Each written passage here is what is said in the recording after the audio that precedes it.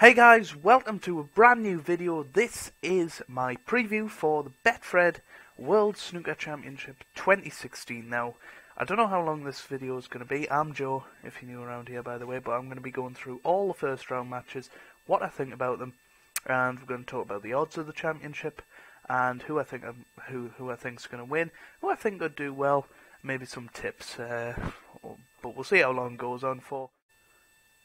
Yeah, well, for some reason I paused me thing there. You won't have noticed that, but we'll see how long it goes on for, and ultimately see what happens. But here we go.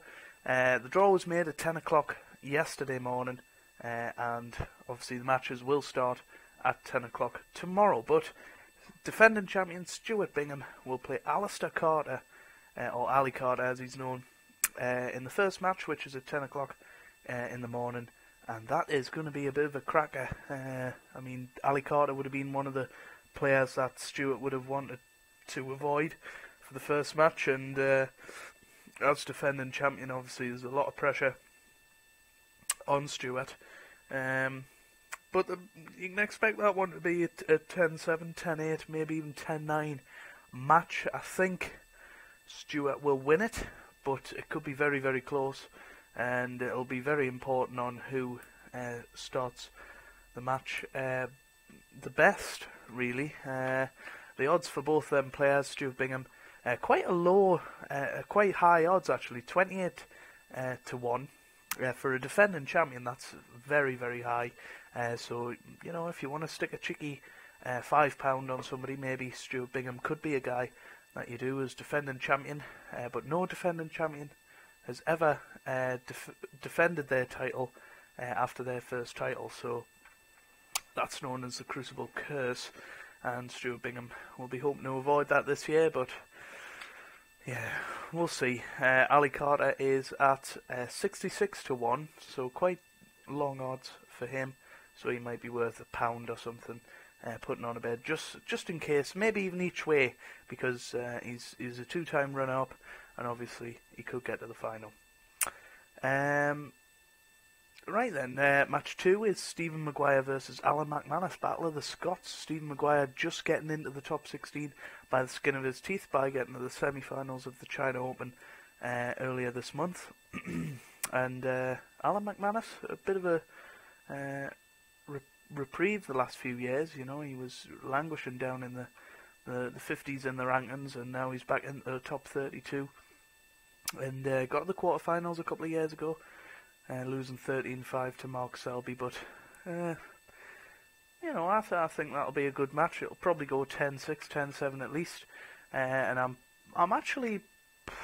thinking Alan McManus might win that match. Stephen Maguire's had a bit of a poor season, but obviously picked it up in the China Open, but got beat 6-0 by Judd Trump in the semis. So we'll see, but I would say Alan McManus is slight favourite for that match. Alan McManus actually 300 to 1 to win the championship. I don't think he will, so probably not worth anything. Stephen Maguire 40 to 1. I think that's quite kind on him, really, seeing some of the players that have got longer odds than him.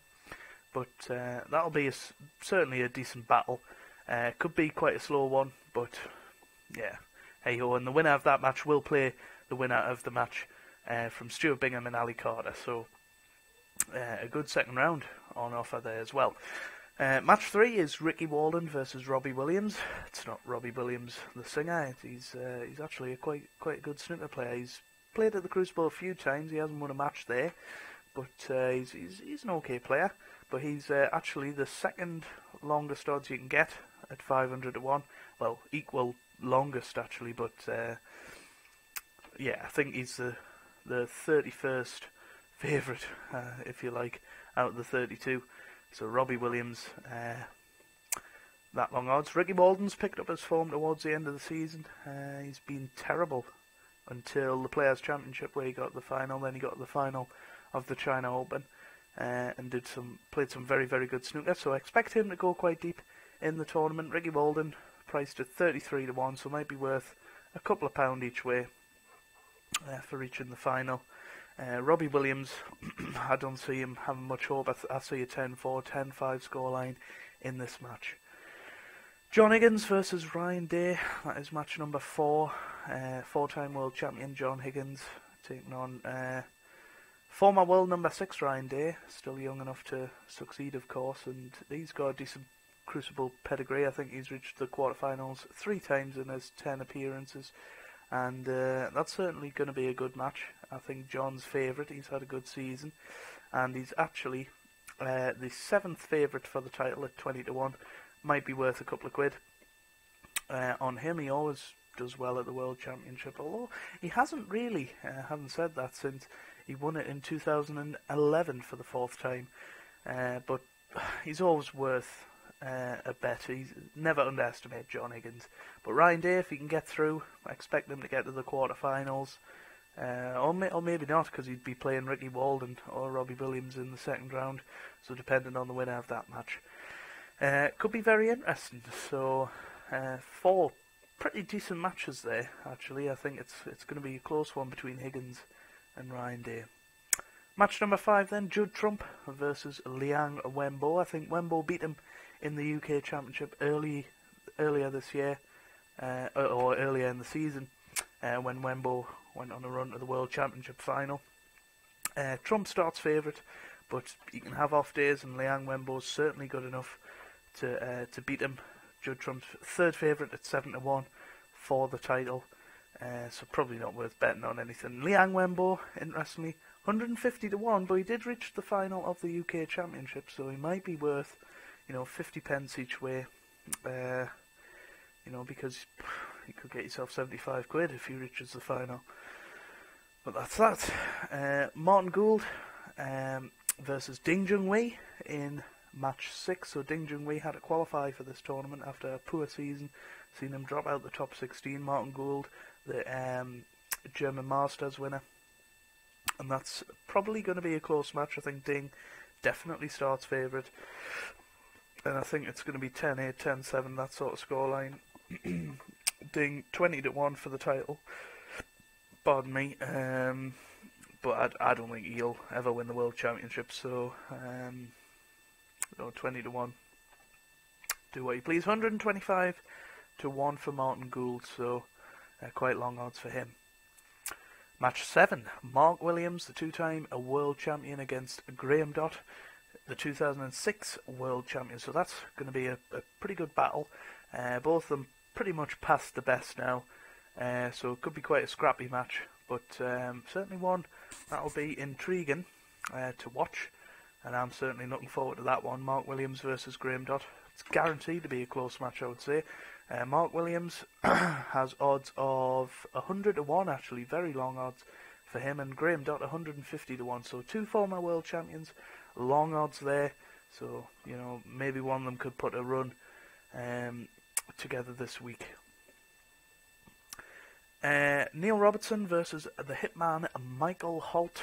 Neil Robertson, 2010 world champion, world number 3, I believe, world number 3, and well, he's certainly a good player, and he's gonna be thereabouts this championship. I wouldn't expect Michael Holt to really trouble him. It's going to be 10-4, 10-5, 10-6, that sort of scoreline.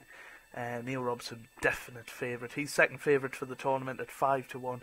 Michael Holt down there in 300-1 territory with Alan McManus there. But the winner of that match will play either Graham Dott or Mark Williams in the 2nd round. So a couple of good matches in prospect for the 2nd round as well. Into the 2nd half of the draw then, Sean Murphy will play Anthony McGill. That might well be a repeat of no, it's not a repeat of last year. What am I talking about? I think they played in the quarterfinals, but I might be wrong. Sean Murphy, 2005 world champion, 2009 runner-up, as well as runner-up last year. Anthony McGill got the quarters last year as well. Rising Star, Ginger Ninja. But Sean Murphy starts favourite, but that's going to be a close match because they're both top quality players. And well, you can get Sean Murphy at odds of 12-1. Anthony McGill, interestingly, is 125-1. But that's going to be a good match. Match 10 then, Marco Fu versus Peter Ebden. It could be quite a slow match, this one. 2002 World Champion Peter Ebdon, Marco Fu, an established member of the top 16. Could be quite a close match. I'd expect Fu to win it, but it could be quite tight. Marco Fu is 80 to 1 and Peter Ebdon 250 to 1. All odds courtesy of paddypower.com. So, you know, whether you trust them or not. Match 11 is Barry Hawkins, 2013 runner-up. He's been in the semi-finals the last couple of years as well. So he's got good Crucible pedigree, and he's playing Zhang Anda, who's not won a match at the Crucible, but in 2009 he took Hendry to a deciding frame, and yeah, ran him very, very close. But Zhang Anda is actually 400 to 1 for the title, but Barry Hawkins is 33 to 1. You can expect Barry to have a decent tournament, but if you know who he could be playing next, then you might disagree. So match 12, the Rocket Ronnie OSullivan, 5-time world champion. The world number 6, I think he is now, but certainly goes in favourite for the World Championship, 7-4 favourite. He's playing David Gilbert, so a very bad draw for David Gilbert. He's 300 to 1 now for the title. Very good player, world number 23 or something around that mark. He got to the final of the International Championship earlier this year, but if Ronnie turns up, I don't think David stands a chance. If Ronnie's not on his game, it's going to be 10-8, 10-7 in the Rockets' favour, but if he turns up, it could be quite a demolishing scoreline. But Dave Gilbert will hold his own, and I wish him well in the match. But it could be a very interesting second round. Ronnie versus Barry, 2014 semi-final repeat and 2013 final repeat. So, and the Masters this year repeat, where Ronnie won 10-1 in the final. So, you know, a bit of an exciting match in prospect there. So, match 13, Mark Allen, the world number 7, I think, something like that. He won the Players' Championship in his last event, and he's playing Mitchell Mann, the world number 74, Crucible debutant this year. He beat Adechawat Poomjang in the final frame of the deciders, of the qualifiers on Wednesday it was. Mark Allen definitely favourite for that match, but I don't know much about Mitchell Mann, so you don't know. But Mitchell Mann is the 32nd favourite out of 32 at 500 to 1, and Mark Allen quite short odds at 20 to 1. I don't think he's really got a chance of winning it this year, but you never know. Match 14, Joe Perry against Kyron Wilson. So Joe Perry, the world number 10 or 9 or something, playing Kyron Wilson, up-and-coming Shanghai Masters champion, the world number 18 or 19. I should stop saying that really, but that's going to be a close match, and Joe Perry's going to have his hands full there. 80 to 1 he is for the title, as is Kyron Wilson. So this is the most evenly matched match in terms of the bookmakers thinking chance of winning. Match number 15 then is Michael White against Sam Baird. So Baird making his second appearance. He's 400 to 1, but Michael White is 100 to 1 actually. Young up-and-coming talents, both of them. Michael White in the top 16 for the first time, and he'll be hoping to have a bit of a run at the Crucible this year. And finally, match 16, 2014 world champion Mark Selby and world number 1 will play Robert Milkins, the Milkman, aptly named. He's 200 to 1, which is quite short odds for him, and Mark Selby is 10 to 1, fourth favourite. So that is all of the matches for the first round, which kicks off at 10 o'clock on Saturday morning, BBC 2. I'll be sure to be watching that, although I'll probably be playing snooker myself at that time, but I'll certainly be watching it with anticipation throughout the championship. Some interesting matches that we could look out for. Semi-final, strongest lineup possible would be Stuart Bingham versus Neil Robertson, Sean Murphy versus Mark Selby in terms of ranking, but in reality it's probably Ronnie OSullivan versus Sean Murphy, and Neil Robertson versus Judd Trump. Oh well, no, that's a quarter-final prospect. Ronnie versus Sean is a quarter-final prospect, so I don't really know what I'm talking about, to be honest with you. But Neil Robertson, Judd Trump, that is going to be an interesting quarter-final. Probably will happen looking at the draws they have. So, yeah, it's going to be interesting. But, yeah, let us know down in the comments who you think is going to win the World Championship. I can't look past Ronnie OSullivan. If he plays like he did in the Masters and the Welsh Open, then, yeah, I don't think anybody can beat him. But, yeah, we'll see. So let us know who are your favourite players, who are you backing for this year's World Championship. What do you think the final's going to be? Who's it going to be between? And what's your favourite lineup out of the first round matches? I hope you guys have enjoyed my preview for the Betfred World Snooker Championship 2016. Please leave a like down below if you did. You don't have to, of course, but it'll mean a lot for me and for the channel. And yeah, I hope you guys are having a wonderful day and enjoy the snooker over the next couple of weeks.